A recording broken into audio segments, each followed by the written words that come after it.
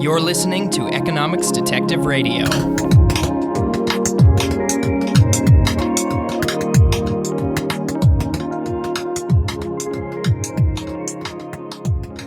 My guest today is Ekaterina Jardim of the University of Washington. Ekaterina, thanks for being on Economics Detective Radio. Thanks for having me, Garrett. So Katja is one of the authors of the new minimum wage study that has been making headlines recently. It's called Minimum Wage Increases, Wages, and Low-Wage Employment, Evidence from Seattle. One reason this study is so interesting is that it was actually funded by the city of Seattle, which is something that governments aren't obligated or expected to do when they enact major policy changes like these. And, I mean, we greatly encourage them to do stuff like this because it shows a sort of willingness to test the outcomes of their policies and see, hopefully, if they work or don't work, so they can adjust accordingly. So tell me, Katja, how did this study come about, and how did you end up joining the project? Sure. So this study was a result of a request for proposals put together by the city of Seattle in 2014. Seattle was part of the movement for $15 minimum wage, and in June of 2014, Seattle City Council voted to raise minimum wage to $15 an hour in Seattle. But the law actually raised minimum wage for large firms in 2017, and minimum wage is going to go to $15 an hour for small firms only in 2021. So it's a really long and complicated law which allows different schedules for small firms and large firms. And what is so incredible about Seattle is not only that they're willing to experiment with really challenging progressive policies, but they're also interested in understanding how well they work. So the city put together a request for proposals, and at the time, faculty of the University of Washington submitted a proposal and basically got it. I wasn't actually part of the study at that moment. I joined the study only a year ago as a postdoctoral research associate. And I'm really happy I did, because this is an incredibly unique study which allows to understand minimum wage from several perspectives.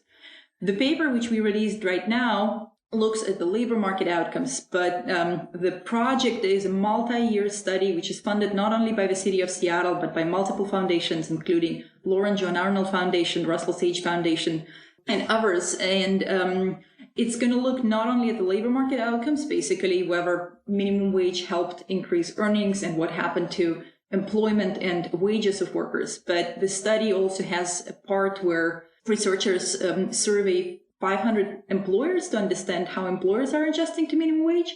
And there is also part of the study which is looking at workers. There have been 50 interviews conducted with workers to understand how the families are adjusting to minimum wage. And about a year from now, there is going to be yet another part of the study, which is going to look not only at labor market outcomes of people, but also trying to put all pieces together and understand how minimum wage is affecting welfare uptake and how it's affecting families. Because ultimately, what we are concerned about is inequality and families' well-being, and not only the number of jobs available to people. Yeah, what I really like about this study is you're hitting it from all sorts of different angles. It seems like you're going to miss nothing and leave no stone unturned by approaching this, not just from an econometric and technical standpoint, but interviews and surveys and different ways of gathering data.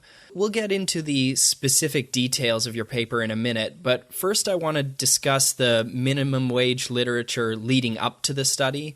My sense is that there was a broad theoretical and empirical consensus in the 1980s that higher minimum wages have disemployment effects on the low-skilled, consistent with standard intermediate micro supply and demand type things. But then David Card and Card Krueger came along in the early 90s and started a new empirical literature that found no evidence of disemployment effects. So, Katja, how about you give listeners a sense of the state of the minimum wage literature from Card and Krueger's landmark study to today? How have people been trying to measure the effects of minimum wage for the past 25 years? Right. So you're absolutely right that if we think about how minimum wage should affect earnings and employment, that generally if government raises minimum wage, that means that labor is going to cost more to firms. So we would expect that firms would respond to that by cutting hours of work or switching to jobs which give them higher profits. And you're also absolutely right that starting from the 90s, we have a revolutionary paper of Card and Krueger. Researchers haven't seen a lot of that negative impact of minimum wage on jobs. And it's not entirely clear why this is so. So there can be a couple things happening. One is that the increases of minimum wage just haven't been big enough, right? So if minimum wage goes up just a little bit, maybe firms have enough profits to just, basically have decrease their profits a little bit and raise wages to workers. That's the hope, which we all have, that minimum wage is going to work.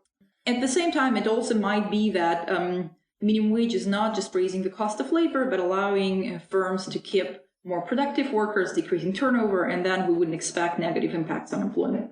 So if we talk about measuring the impacts of minimum wage, this is an incredibly challenging task.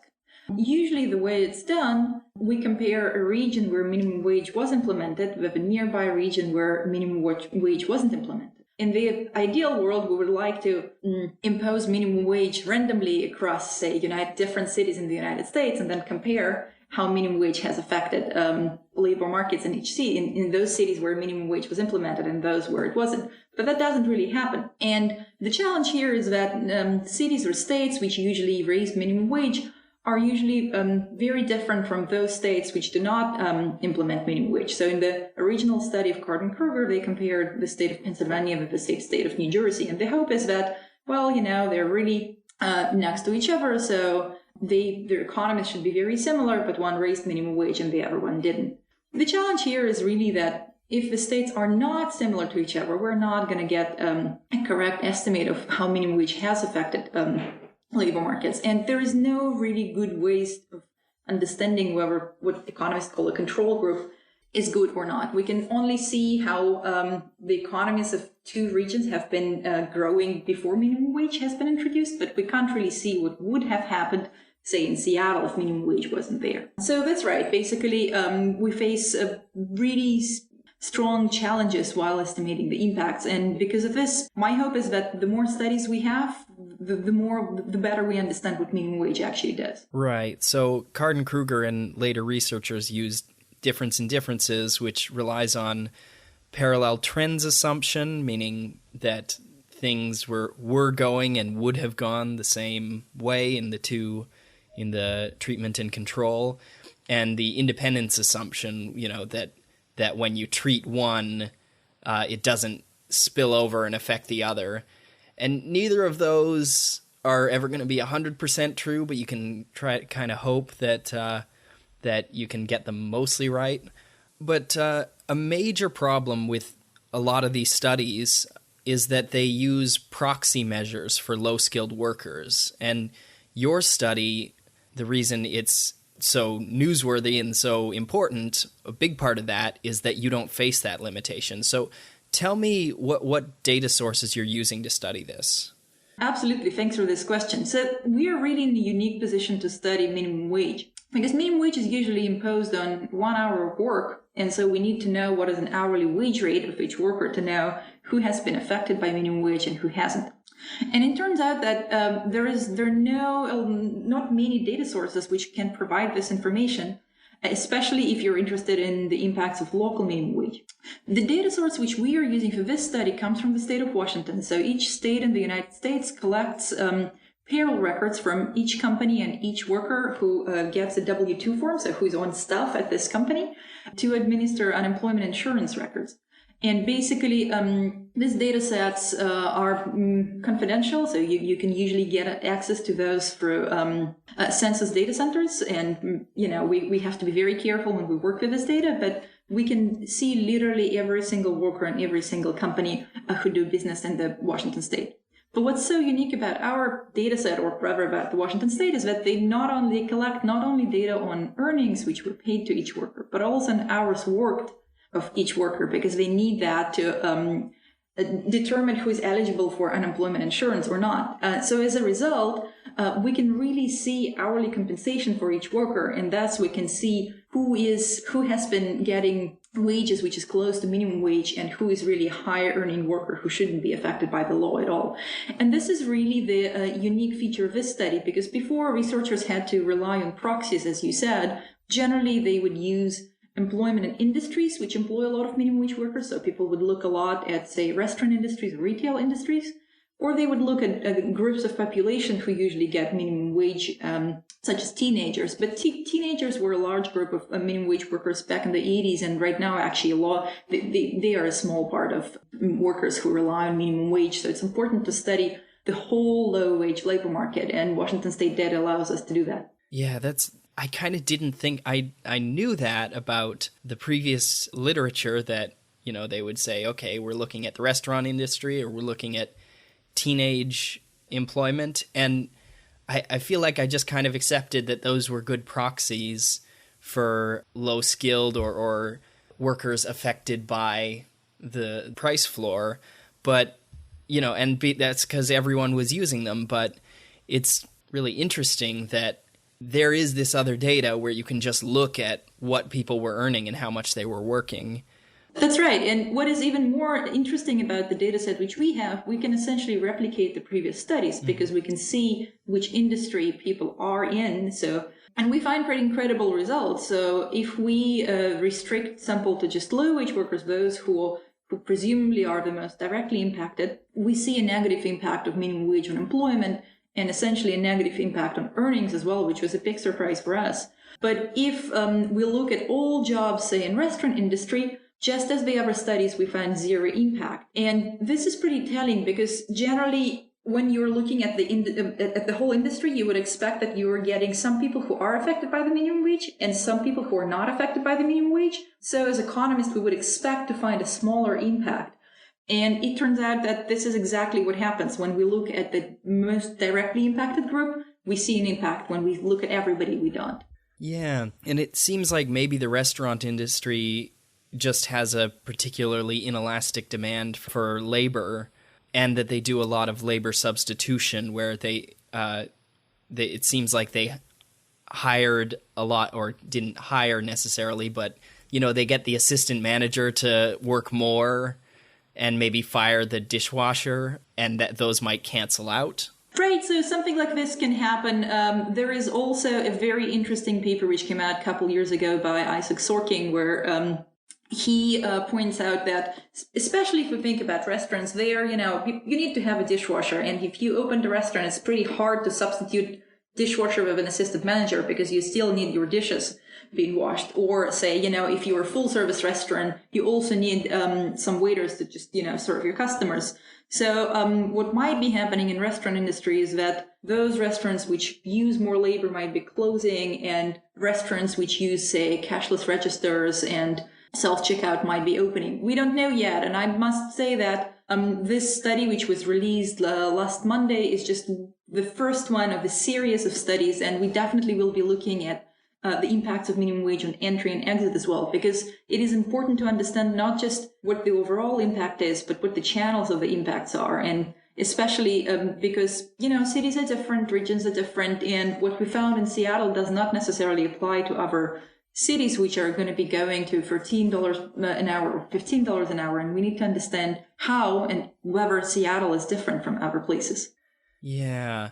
In the last episode of this show, we were discussing housing markets, and we mentioned that a lot of cities like San Francisco and New York have greatly restricted their housing supply, which keeps a lot of poorer people from being able to live there. And we explicitly said Seattle's not one of them. Seattle has a fairly elastic housing supply by comparison, and so it's sort of one of the last major cities where a poor person can move in and there will be an actual home for them. So that could have an impact on how many people are working below minimum wage and what the labor market there is like. So yeah, if you had this policy in San Francisco, it might have a very different effect. Also, if you had it at the national or state level, because it might be easier to substitute labor out of a city area than it is to substitute out of a whole state. Or the opposite, right? So if we think about employment in cities, then a lot of the minimum wage workers are going to be in restaurants and retail. In Seattle specifically, a lot of the minimum wage workers are also in healthcare. And when you talk about healthcare, it's not necessarily hospitals, but it's also lots of small providers who are combined in what is called social assistance industry as well. But basically, those are people who are providing services locally, right? Those are people who, cook your lunch or help your elderly or cut your hair. And if we're talking about the national minimum wage, then minimum wage workers are also people who are working in factories, or say they are working in call centers and things like that.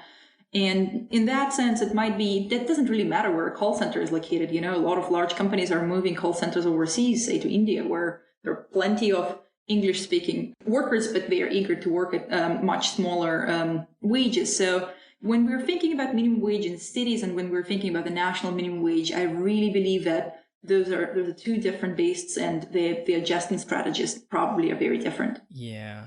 So one criticism I've been seeing a lot in response to the media coverage of your study, which, by the way, I dream that one day I'll be an author on a study that gets this level of response. Like this, it's been huge. But one of the big responses I'm seeing is criticism of the fact that you had to drop multi-location firms from the sample. Why did that need to be done? Right. So let me tell you a little bit about how unemployment insurance data is structured. So when they collect the data about payroll records, they actually don't really care where a worker is. They only care about which company the worker is working for and how much they are paid. So companies which have several locations within the state can file one report per company, because for unemployment insurance authorities, it doesn't really matter where the worker is. This, of course, is problematic for us, because for those companies, we don't really know which of those workers are covered by Seattle minimum wage law or not, because the law only covers work being done within Seattle city boundaries. And so that's definitely a challenge. There are a couple things which you can do to address this. So we do the strongest thing. So basically we say, okay, we're only going to look at firms which we do know are located within Seattle, and we're going to compare them to firms which we do know are located outside of Seattle.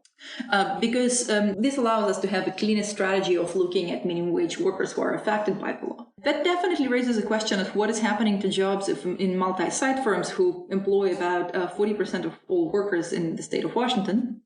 And it's definitely an empirical question, so there can be a couple things which are going on, right? Multi-location firms can adjust just as strongly as single-location firms, and then the impact is going to be about the same. They can adjust a little bit less if we believe that they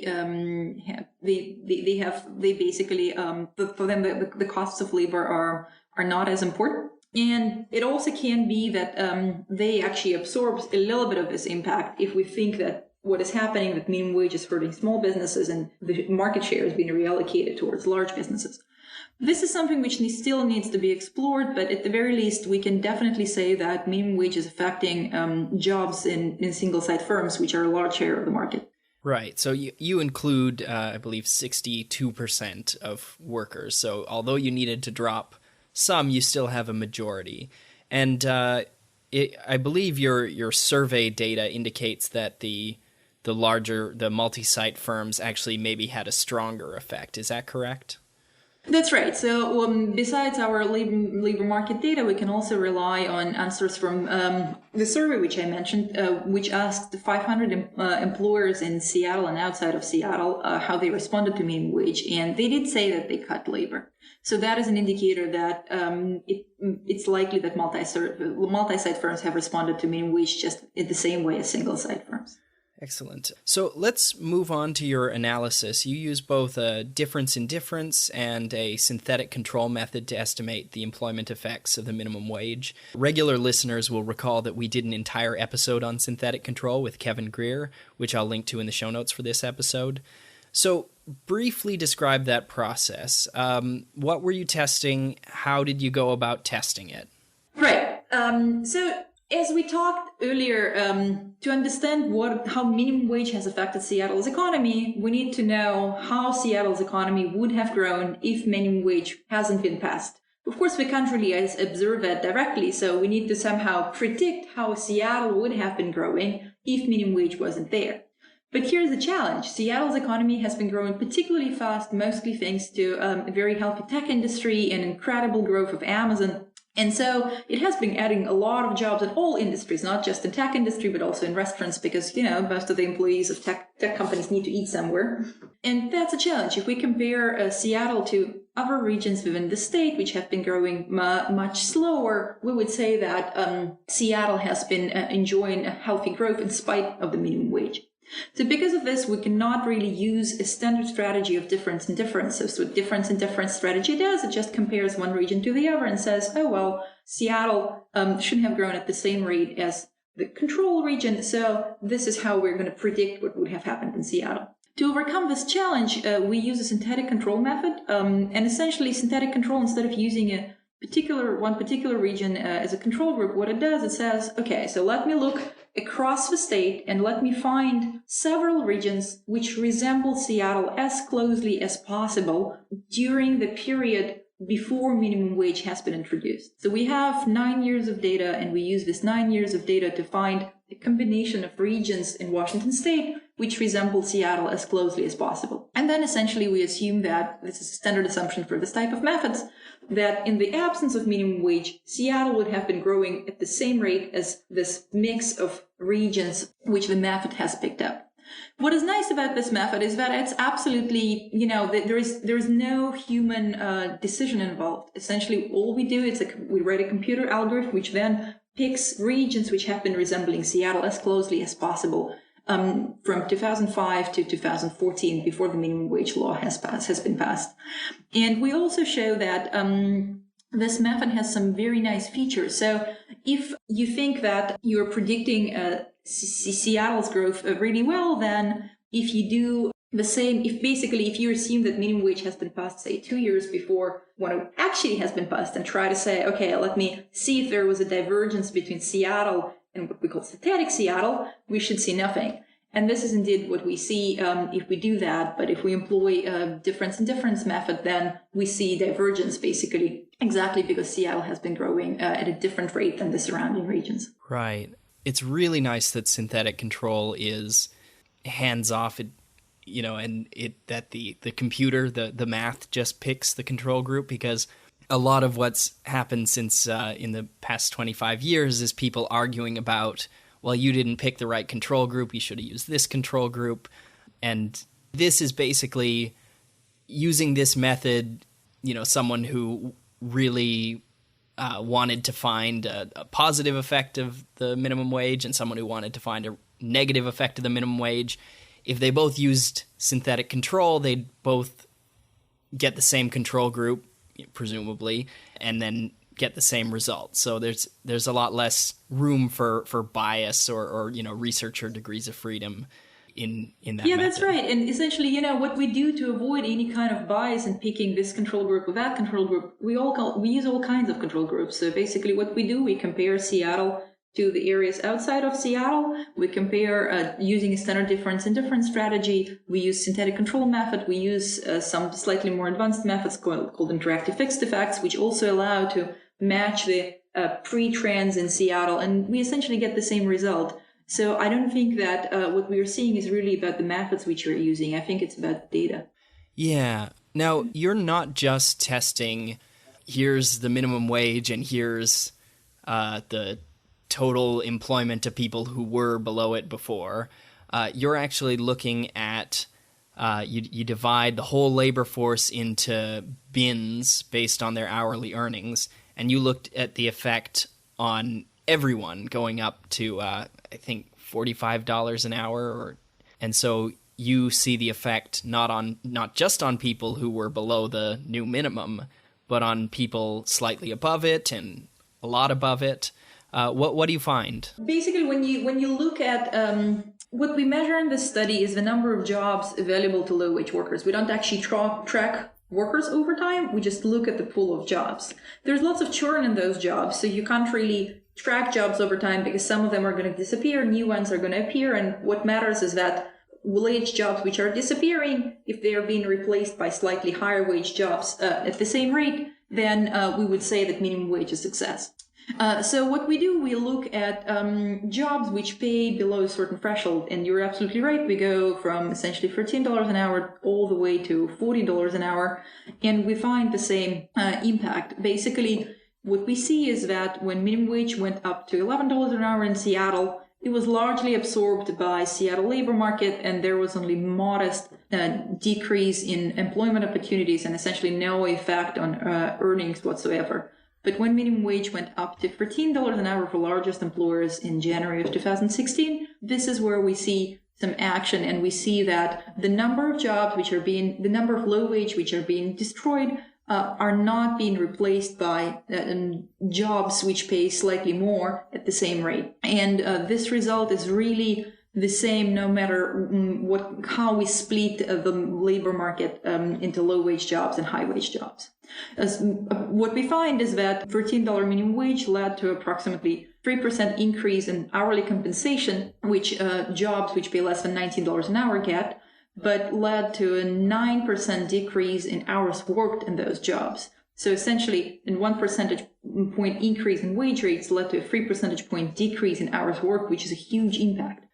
Yeah, so, that's an elasticity of -3 to put it in technical terms, where you actually, and this was the headline, that low-wage workers actually earned less total as a group after, as a result of the minimum wage increase, which I think even critics of the minimum wage policy weren't expecting an effect that large. Can you comment on just how your effect is so much bigger than what we've seen in the previous literature? I think that what is crucial here is actually that we can look not just at employment, but that we can look at wages as well. So usually when studies try to understand what minimum wage does, what they do, they say, okay, so let's calculate how much number of jobs and number of hours available to workers changed, and let's divide that by how big the change in statutory minimum wage was. So usually the studies would produce numbers, something of the order of like 10% increase in statutory minimum wage leads to, say, 0 or 1% decrease in employment. What we are measuring is slightly different. We are measuring both how much minimum wage has affected jobs and hours available to workers and how much minimum wage has affected wages available to workers. So essentially we are taking into account how much of a bite minimum wage has. And I must say that Seattle is a high-paying city already, so in general, wages have been growing at a good rate here even before minimum wage law. So we really need to measure what minimum wage law did not only to employment but to wages as well. And I must say that when we use a similar method, similar calculation as other studies, we get similar numbers. It's really that we find that minimum wage didn't increase wage rates as much as the statutory minimum wage has increased, that we get this high elasticity. And again, we also need to understand more why this elasticity is so large, and if this is specific to Seattle, and if there are some ways in which Seattle companies can substitute low-wage work with, say, machines or technology, which in other cities might be not available. So I wouldn't say that elasticity of -3 is the last word in the minimum wage studies. By all means, we're going to see more studies being done in other cities, and we're going to see if this result holds or if they find something different. Right. So was there an implicit assumption in the other literature that most or all of the people affected by the minimum wage were first earning, the minimum legal amount, and then after the change were still earning the minimum legal amount, whereas you're accounting for people who maybe were only 5 cents below the new minimum or 10 cents or not, everywhere in between. That's right. And, of course, previous literature recognized that not everybody, it's not like everybody's being moved from the previous minimum wage to the new minimum wage. But they couldn't really look at this because they didn't really have a good measure of hourly compensation. And we do, so we can do that explicitly. So it's really about the data which is available to us and which hasn't been available previously. Yeah. So, this is part of an ongoing project. You're obviously going to update your analysis as you get more data and as the higher rates continue to phase in. What kind of analyses are you planning for the future? Are there other things that you haven't looked at that you're planning on looking at in later editions of this research? I think we just scratched the surface. So this paper, which was released last Monday, looks at the total number of hours and jobs available to workers. But and so all we can say really is that there are some people who benefited from minimum wage and some people who didn't benefit from minimum wage. But we don't really know who did and who didn't, right? Because the fact that the total number of hours available to low-wage jobs went down by 9% doesn't really mean that everybody lost 9% in terms of their hours. There might be really important redistribution effects of minimum wage. And this is really what we're going to be looking at next. So in the next few months, we will be, instead of looking at the number of jobs available to workers, we will be tracking workers over time. So we're going to look at workers who started with jobs in Seattle at about the time when the minimum wage law was passed and see where they ended up 2 years later and how minimum wage has affected those workers. It also might be the case in the end that minimum wage law in Seattle helped those workers who originally had jobs in the area but didn't help those who were hoping to move into the city and just couldn't find a job. And we definitely will be getting more answers to those types of questions. We also will be looking at what minimum wage has done to firms, not only to workers, because again,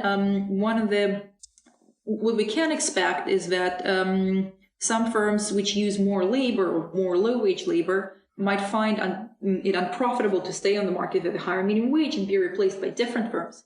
So it doesn't necessarily mean that the number of firms is going to go down, but it might mean that they are targeting different types of workers and different types of jobs than firms which were sustainable in Seattle before. So we definitely will be getting answers to those questions. Yeah, and you mentioned at one point, I believe in the paper, that the welfare effects depend a lot on what kind of people got higher earnings and what kind of people got lower earnings. So we might care about whether teenagers who are maybe their family's second or third income, what happened to them versus a head of households who are maybe the primary income for 2 or 3 or more people. Will you be able to look at that? This is a little bit harder to look at because we can't really place people into households at this point, but there is a lot of anecdotal evidence which is coming from firms when they say that, well, if I'm going to pay higher wages, I'm going to hire a more experienced worker, and I'm not going to hire somebody who needs some training or who needs to learn on the job. This is kind of within the line of what economists have been suspecting all along, that what minimum wage does, it really makes it hard for people who are just starting their careers to get their first job. And we definitely can look a little bit at that. Yeah, I think one of the weaknesses of all the research on minimum wage is that it's very hard to study the long run effects, right? We always look at discontinuities right before, right after the change. But, your standard microeconomics would say that there's a difference between the short run effect and the long run effect. And then there's the effect on people's skills, which is something that might not play out for 5 or 10 years after the policy has happened. And at that point, it's very hard to measure what's the effect of the policy and what's the effect of everything else that has happened in the last decade. Right. So to look at the long run effects, we can't really use local minimum wages, and we can't really use places like Seattle or state of Washington, which have seen a lot of changes to their policies. So in fact, Seattle passed the minimum wage ordinance in 2014, and just last year, the state voted to increase their minimum wage as well. So in 2017, not only the city of Seattle went up to $15 an hour, but also the whole state of Washington went up from $9.47 an hour to $11 an hour. So that's a big change. And to understand long-run implications of the minimum wage, we might look a little bit at, say, states where federal minimum wages are binding, and so they only see minimum wage increases when the whole country changes minimum wage.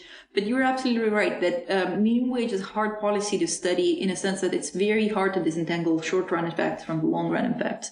And as much as we're going to do our best to try to do that, I'm not sure we're going to be very successful at that. That would seem to be a problem, the rest of Seattle raising its minimum wage. They're they're messing with your control group for the remainder of the study.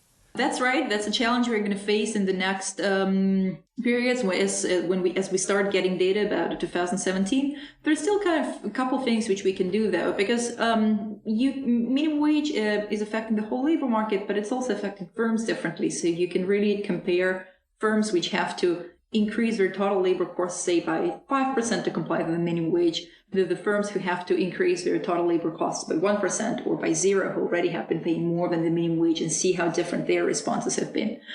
But yes, any regional policy is ultimately very challenging to evaluate, because you never see what would have happened if the law wasn't there, and because there are multiple laws being implemented at the same time. This is a general limitation we all face as social scientists, and we try to find our ways around it. Yeah.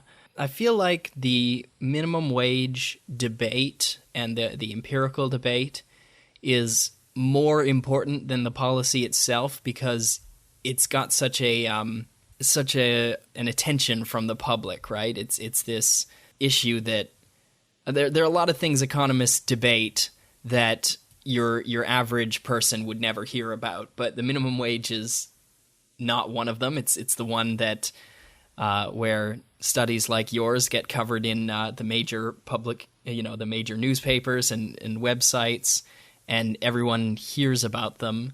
And I feel like the literature up to this point that has studied, like we discussed, these imperfect proxy measures, and also just looked at much smaller increases in the minimum wage that are, that plausibly have, a smaller impact.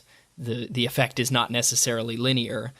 I feel like we've sort of been teaching the public to not be concerned when policymakers mess with prices, and who can blame them, right? Because it's all filtered through the media, which always tends to simplify and remove any nuance from these results. So I look forward to what papers like yours and this new literature that I expect to see going forward, not what it can teach economists, but also what it can teach to the public. Yeah, I agree with you that minimum wage is such an important topic, not really because of the minimum wage itself, and not because we economists are trying to measure elasticity of labor demand or other technical measures, but because minimum wage resonates with a lot of people who are struggling with increasing inequality, with not being able to pay their bills and afford higher and afford house prices in big cities where house prices are constantly growing. So I really hope that this debate about minimum wage will fuel a bigger debate about what we can do about inequality. Because really, minimum wage is just one of the tools which we can use to try to reduce inequality in big cities or in the country overall. And we should know if it works or if it doesn't, and then move on to other measures as well. And I really hope that this is the type of a discussion which we will be having in the coming years. Right. We can compare the minimum wage to other alternatives, like maybe having a basic income guarantee or increasing the earned income tax credit, or other potentially less costly means of redistribution and dealing with helping people at the very bottom end of the income spectrum. That's right. And, we talked earlier that it's important to understand who benefits from minimum wage and who doesn't, because what we also might do, we might use a combination of all those measures. And some people are fine, they have lots of experience, so they're not going to be fired and their job is not going to be destroyed if minimum wage goes up, so we might help them that way. And for some people who are having a harder time to find a job, if minimum wage goes up, maybe we can help them by giving them a bigger tax credits, or, thinking about something like basic income. So ultimately, it doesn't have to be one measure. Minimum wage just happens to be something which people have been talking about a lot, and a lot of politicians care about the minimum wage.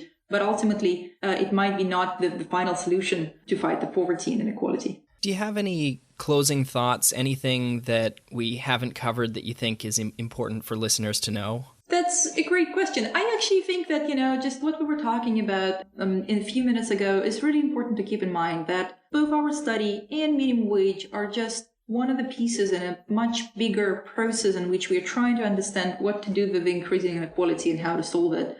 And I'm really lucky to be able to contribute to this debate, but I also know that our study should not be treated as the last word in this debate. And we're in fact, I think that our study it opens as many questions as it answers. My guest today has been Ekaterina Jardim. Katya, thanks for being part of Economics Detective Radio. Thanks for having me, Garrett.